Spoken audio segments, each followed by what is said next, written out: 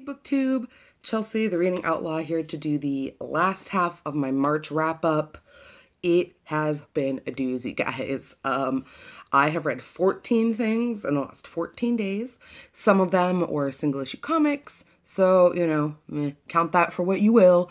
But still, 14 things in 14 days. So let's get to going because I don't want this video to be like crazy astronomically long. On the top of the pile is the audiobook I listened to in my car this month. It is a middle grade book called The Thing About Jellyfish. And it is by Ali Benjamin. The audiobook was read by Sarah Franco. This is a book about Susanna, and Susanna loses her best friend, Franny.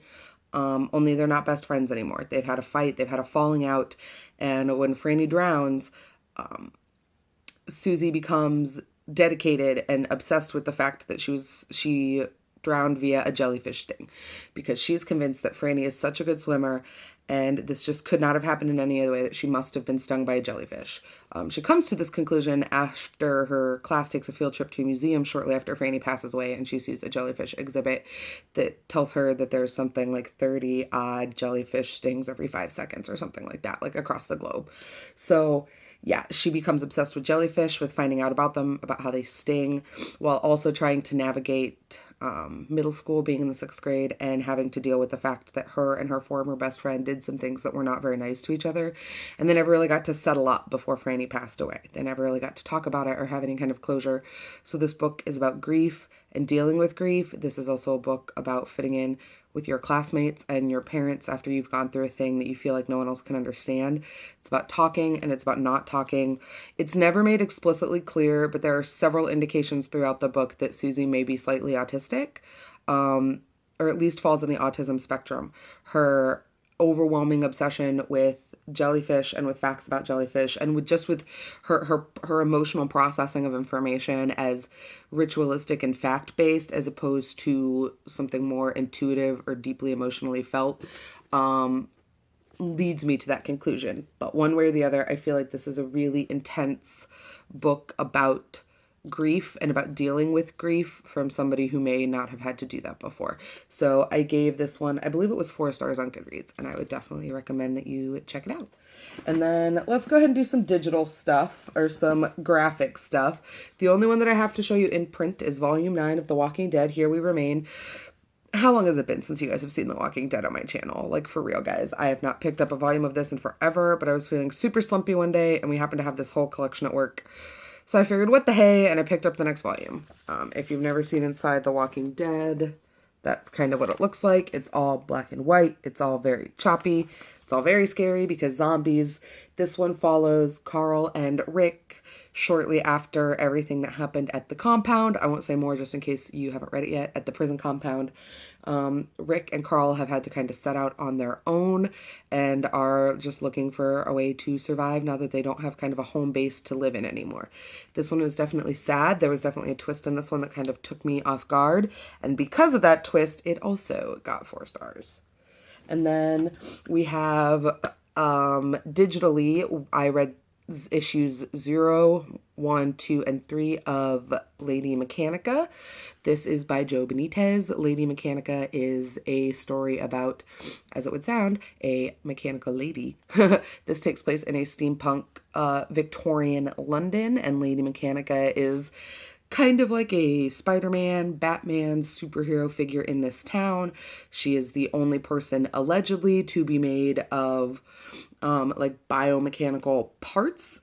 She's like part cyborg basically, but instead of cybernetics, they're all steam powered. So she's part mechanic. She's got hands and legs, and various people have different body parts, jaws, and different things. And so Lady Mechanica is going up against this big crime syndicate called the Blackpool Associates, who are a combination of like Apple and the mob, who are kind of like trying to hunt her down and figure out how she works as a mechanical lady, because nobody really knows. And there's backstory and allusions to front story, and it's just so pretty. It's just so gorgeous. The art looks so wonderful. This steampunk, Victorian England, steamworks, bionics combo all just translates so well to the page. And I'm really, really enjoying the single issues. I bought them on Comixology, and I still have to read number 4 and number 5 until we are all caught up with this particular little run. And then I have also read Colder. I forget who it's by. This is another digital comic that I read, but I will put the cover up, obviously. And this is about Nimble Jack. And Nimble Jack comes from a different dimension, and Nimble Jack feeds on people's sanity. So Nimble Jack meets Declan in a mental institution in like 1910 and kind of plants the seed in his brain and kind of starts to turn him crazy in the future efforts of wanting to eat that craziness. He basically calls it tenderizing the meat. So he turns Declan insane and also begins to lower his body temperature so that he becomes basically immortal. That's why it's called Colder. But in doing so, he gives Declan this power to kind of see other people's insanity and like help them out with that. So yeah, it's very convoluted. It was kind of confusing. Best horror comic drawing I have seen to date, and that includes both Lock and Key and Witches. The illustrations in this one legitimately terrified me. If you don't do well with like gore or like really deeply disturbing creepy things, this one's probably not for you. So skip it. But I really enjoyed it. I gave it 3.5 stars. And then we have all of the other things that I read this month. So let's get to it, shall we? First up, we have The Color of Magic by Terry Pratchett. This is the first one in the Discworld series. I am doing a very kind of informal, casual reread / read-along of all the Discworld books with Caitlin from Kitty G and James from James Chatham. They have decided to just start with the last one they have both read, which is Mort, but I decided to go ahead and read the first 3 before that. So the first one was Color of Magic. This is a Rincewind and Two Flower book. So we follow the wizard Rincewind as he kind of goes about being really bad at being a wizard and just kind of takes adventures all over the Discworld. If you don't know anything about the Discworld or Terry Pratchett, I will link to some videos down below by some people who explain it much better than I do. Up next, we also have... You will have just seen me talk about this not too long ago when I did my unboxing of the Under the Radar books from Brittany, but I loved this book. 5 stars, deeply creepy, deeply sad, fucked up fairy tale. So there you go. 5 stars. Did I mention that? It was 5 stars. Have I told you it was 5 stars? It's definitely 5 stars. And then we have, speaking of fairy tales that are way less fucked up, we have The Land of Stories, The Wishing Spell by Chris Colfer. I have shown this book before and mentioned this book before. It is one of my favorite middle grade books. It is about Alex and Connor Bailey, and they fall into the land of stories for reasons, and they have to collect a bunch of different enchanted fairy tale items to complete the wishing spell and make their way home. But of course, things don't go according to plan. There's a lot of backstory in Fairyland and a lot of political machinations that the twins are not aware of, and they have to kind of take part in that. I listened to this on audiobook, and it is read by the author, Mr. Christopher Colfer, who, if I have any Glee fans out there, will recognize as Kurt Hummel, which is actually the first reason I picked up this series way back when in the day. But I'm very glad that I did, because it's absolutely amazing, and I would definitely recommend checking out the first one, either in print or on audio. I gave this one, on the first read, I gave it 5 stars. On the reread, I gave it 4. And then we have a very lovely used copy of The Invention of Hugo Cabra, which is a Brian Selznick book if you've never seen it, meaning it's about half told in text and about half told in pictures in very detailed pencil dot drawings, which, like, let's see. Yeah. So they're like hatch drawings, they're penciled, they're beautifully done, they're wonderfully illustrated. But this is about a boy, Hugo Cabra, who lives in a train station with his uncle working on the clocks, and he is interested in clockwork. He has kind of these ties to a clockwork man that his father found, and so it's about film and toy invention and clockwork automatons. And at first I thought it was going in kind of a creepy direction, but it actually turned out to be very, very sweet. I read this giant book all in one sitting because it is about half pictures.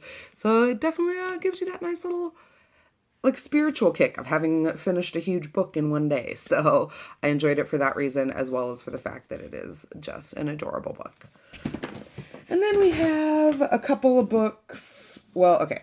We have one book that I really loved but was really problematic that you've already heard me talk about, and that is Red Rising by Pierce Brown. I gave it like 4.5 stars, but there are definitely some issues in this book, and you can hear me talk more in depth about them in my review video that I did. I'll put one of the flashy cardy things to it, but definitely worth checking out if you're capable of looking past really bad gender dynamics and like sexual violence and politics. It's bad, guys. It's bad in here, but everything else is just so good. So yeah, still conflicted on that one.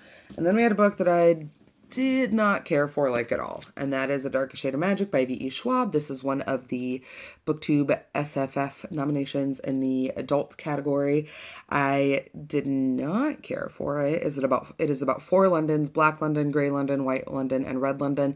Each London has varying levels of magic, and there are certain groups of people called the Antari who are blood magicians who can move between the worlds. So we follow one of these magicians, Kel, as he meets this street urchin from Grey London, which is a London without magic, and she kind of gets wrapped up in all of these adventures that he's having with Black London, which is a land that has been kind of overrun by magic and has been destroyed by magic, essentially.